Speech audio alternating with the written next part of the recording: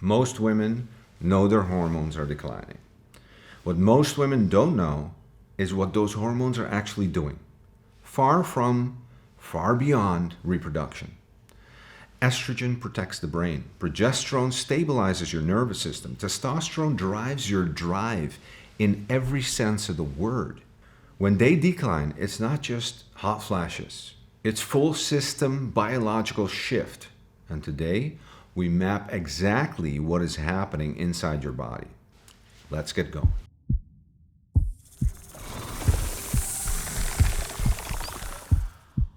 Estrogen is not just a reproductive hormone. That label is one of the most limiting mistakes in medicine. Estrogen receptors are found throughout the entire body: brain, cardiovascular system, bone, skin, gut, bladder, joints. This is a system-wide signaling molecule. And when it declines, everything feels it. Cognition. Estrogen directly influences serotonin, acetylcholine. So when women describe brain fog, word-finding issues, mental fatigue, mood instability, this is not vague.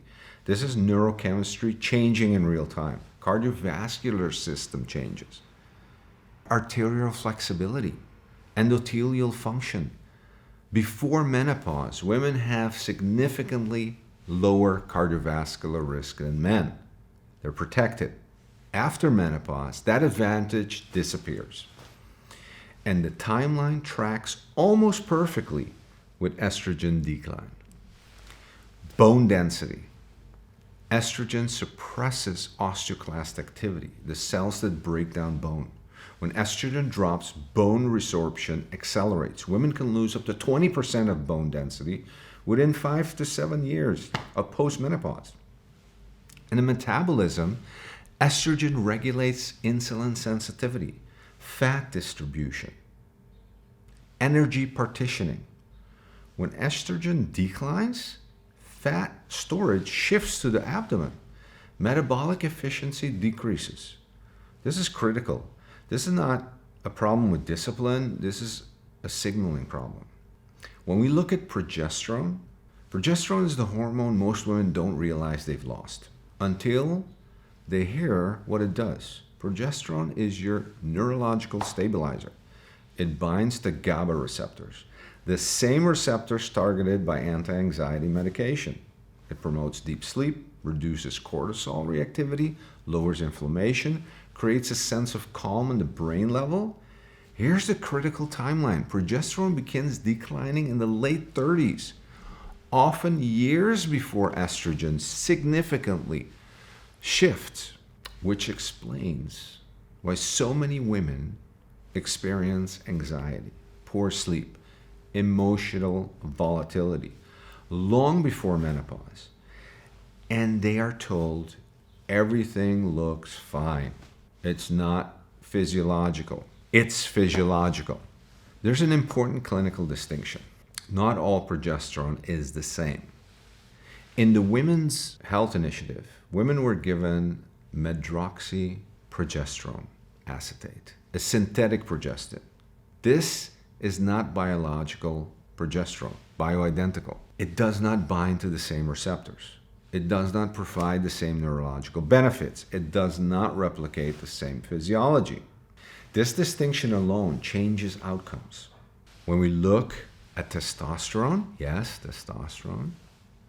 If I told you there was a hormone that directly impacts motivation, muscle maintenance, libido, bone strength, cognitive performance, cardiovascular health, and that women have been largely denied access to it because it was labeled a male hormone, you would question the system, wouldn't you? The hormone is testosterone. Women produce testosterone in the ovaries and adrenal glands, and levels decline significantly in the decade before menopause. The symptoms are often dismissed as aging: loss of drive, difficulty building muscle, low libido, mental flatness, reduced resilience. But these are not abstracts. These are androgen deficiency signals. Here's the reality. The clinical evidence supporting testosterone therapy in women is strong, but there are limited approved formulations. Many physicians are not trained in dosing and most simply avoid it. In practice, testosterone optimization is one of the highest impact interventions for women over 40. Now, let me repeat that. It's one of the highest impact interventions for women over 40.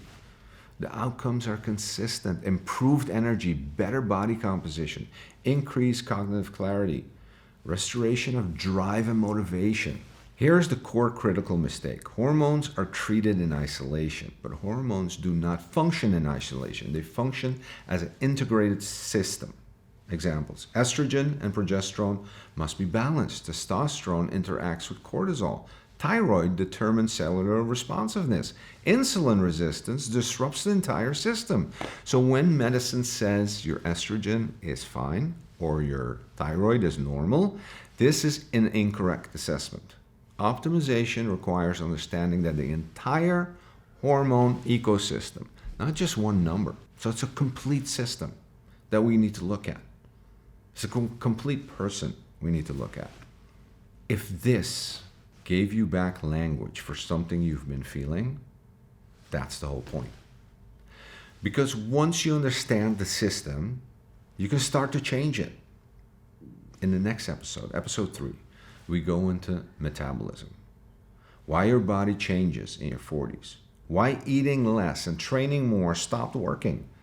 And what is actually driving fat storage at this stage. Not just hormones.